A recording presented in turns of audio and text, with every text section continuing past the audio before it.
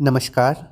इस वीडियो में हम आधुनिक हिंदी कविता में सूर्यकांत त्रिपाठी निराला जी द्वारा रचित कविता स्नेह निर्झर की सरल व्याख्या को पढ़ने वाले हैं। कविता की व्याख्या से पहले मैं आपको सूर्यकांत त्रिपाठी निराला जी का संक्षिप्त साहित्यिक परिचय बता देता हूं। उसके बाद इस कविता की व्याख्या को देखेंगे। तो आइए वीडियो को शुरू करते हैं। सूर्यकांत त्रिपाठी निराला हिंदी साहित्य के छायावादी युग के 4 प्रमुख स्तंभों में से एक थे। वे कवि, उपन्यासकार, निबंधकार, अनुवादक और आलोचक के रूप में साहित्य की विविध विधाओं में सक्रिय रहे। उन्होंने छायावाद को नई ऊंचाइयां दी और हिंदी में मुक्त छंद कविता के प्रवर्तक माने जाते हैं। उनकी रचनाओं की बात करें तो कविता में सरोज स्मृति, जो कि हिंदी साहित्य में पहला शोक गीत माना जाता है, उसके बाद राम की शक्ति पूजा और कुकुरमुत्ता जैसे विशेष रूप से प्रसिद्ध काव्य हैं। उनके काव्य संग्रहों में अनामिका, परिमल, अनिमा, बेला, नए पत्ते, अर्चना, आराधना आदि प्रमुख है। कथा साहित्य में लीली, सखी और शुकुल की बीवी जैसे कहानी संग्रह और कुल्ली भाट और बिल्लेसुर बकरीहा जैसे उपन्यास उनकी रचनात्मक विविधता को दर्शाते हैं। निराला का साहित्य जहाँ सामाजिक अन्याय के प्रति आक्रोश व्यक्त करता है, वहीं उसमें करुणा और मानवीय संवेदना की गहराई भी मिलती है। वे साहित्य को व्यक्ति और समाज की मुक्ति का साधन मानते थे। उनका जीवन संघर्षों और विषादों से भरा रहा, जो उनकी रचनाओं में स्पष्ट रूप से झलकता है। निराला अद्वैत दर्शन से प्रभावित थे। भारत सरकार ने सन 1976 में उनके सम्मान में एक डाक टिकट जारी किया था।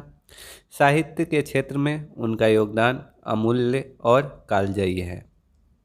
आइए अब हम इनकी कविता स्नेह निर्झर बह गया है, इसकी सरल व्याख्या को देखते हैं। निराला जी की यह कविता जीवन की नश्वरता, एकांत और अंतिम अवस्था में उपेक्षा की मार्मिक अनुभूति को स्वर देती है। इस कविता में कवि ने अपने जीवन के उस पड़ाव की बात की है जहां शरीर जर्जर हो चुका है, आत्मीय संबंध छूट चुके हैं और उनके पास सिर्फ स्मृतियाँ ही रह गई हैं। कवि लिखते हैं, स्नेह निर्झर बह गया है, रेत ज्यों तन रह गया है। इन पंक्तियों में स्नेह निर्झर यानी प्रेम का झरना अब बह चुका है। इसका अर्थ है कि जीवन में जो प्रेम की उष्मा, जो आत्मीयता थी, वह समाप्त हो चुकी है।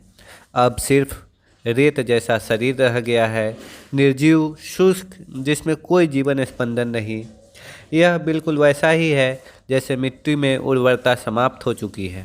इसके बाद की पंक्ति में कवि लिखते हैं, आम की यह डाल जो सूखी दिखी, कह रही है अब यहाँ पी क्या सीखी नहीं आते।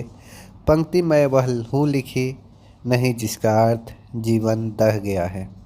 कवि सूखी डाली का बिंब लेकर यह दर्शाते हैं कि जैसे बेजान डालों पर अब कोयल या मोर नहीं आते, वैसे ही जीवन की उस अवस्था में कवि अकेला रह गया है। जब व्यक्ति अपनी ऊर्जस्विता खो देता है, यानी वह किसी काम करने लायक नहीं रहता, उसके पास ऊर्जा नहीं होती है, तब समाज भी उसे त्याग देता है। यह अकेलापन वृद्धावस्था का यथार्थ है। कवि अपने अस्तित्व की अर्थहीनता की बात करते हैं।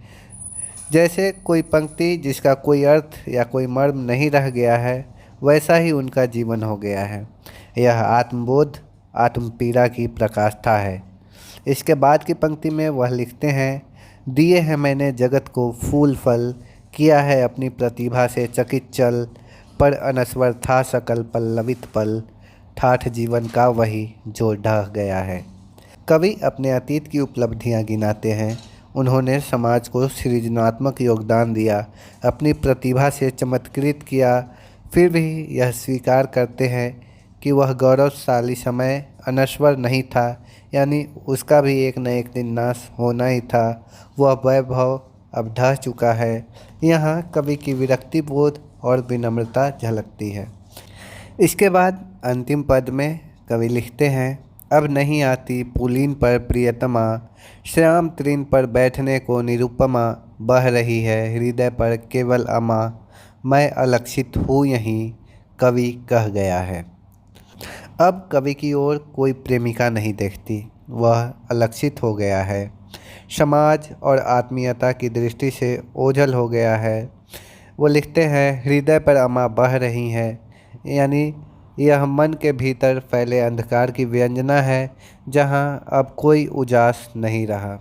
निष्कर्षतः यह कहा जा सकता है कि यह कविता एक ऐसे व्यक्ति की करुण गाथा है जिसने जीवन में बहुत कुछ अर्जित किया, लेकिन अंत में अकेलेपन, उपेक्षा और स्मृतियों के सहारे ही जी रहा है। निराला इस कविता के माध्यम से एक सार्वभौमिक सत्य को उद्घाटित करते हैं कि अंततः हर कोई जीवन में अंतिम पड़ाव पर अकेला ही होता है, चाहे उसका अतीत कितना ही गौरवशाली क्यों न रहा हो। तो इस प्रकार आपने देखा कि निराला ने किस तरह से जीवन के अंतिम क्षण के विरक्ति भाव को इस कविता में प्रस्तुत किया है। आशा करता हूँ इस वीडियो में जो बातें बताई गई वो आप समझ पा रहे होंगे।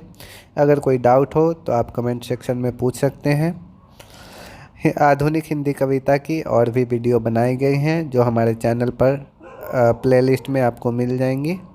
धन्यवाद।